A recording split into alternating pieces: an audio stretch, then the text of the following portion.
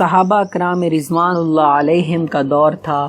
حضرت نافع رحمۃ اللہ علیہ فرماتے ہیں کہ ایک دفعہ حضرت عبداللہ بن عمر رضی اللہ تعالیٰ عنہ مدینہ منورہ کے نواح میں نکلے۔ آپ رضی اللہ تعالیٰ عنہ کے ساتھ آپ رضی اللہ تعالیٰ عنہ کے شاگرد بھی تھے۔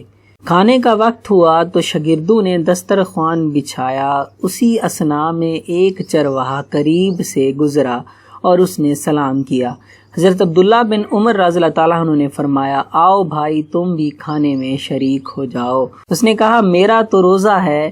حضرت عبداللہ بن عمر رضی اللہ تعالیٰ عنہ نے فرمایا کہ تم اتنی شدید گرمی کے دن بھی روزے رکھے ہوئے ہو اور بکریاں چرا رہے ہو۔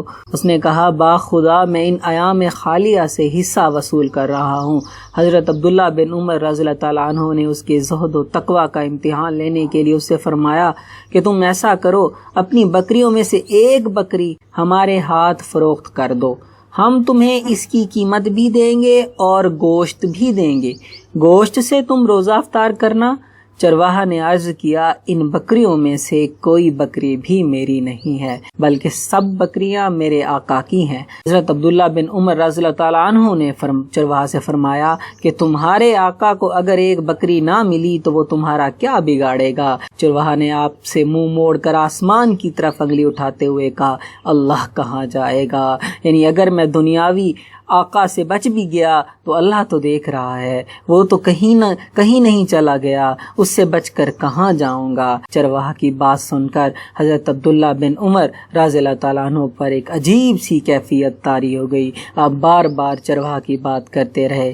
دیکھو چرواہا کہہ رہا ہے فَإِنَّ اللَّهَ، اللہ کہاں جائے گا؟ حضرت نافع رحمۃ اللہ فرماتے ہیں کہ جب حضرت عبداللہ بن عمر مدینہ منورہ واپس تشریف لائے تو آپ نے اس چرواہا کے آقا سے وہ ساری بکریاں اور چرواہے کو خرید لیا، پھر چرواہے کو آزاد کر دیا اور ساری بکریاں اسے بخش دیں۔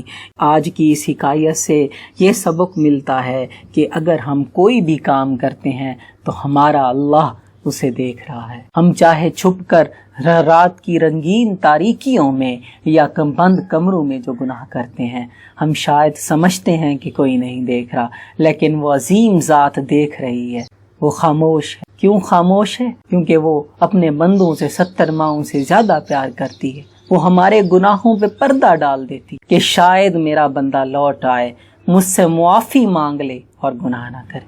تو میرے بھائیوں، رب سے معافی مانگیں، اللہ تعالیٰ کے حضور سجدہ ریز ہو کر گناہوں کی تلافی کریں۔ اگر یہ میری ویڈیو اچھی لگے تو کمنٹ کریں، شیئر کریں، لائک کریں اور سبسکرائب کریں۔ ساتھ ہی سبسکرائب بٹن کے ساتھ جو بیل آئکن ہے اسے پریس کریں تاکہ آپ ہر ویڈیو کی نوٹیفیکیشن ملتی رہے۔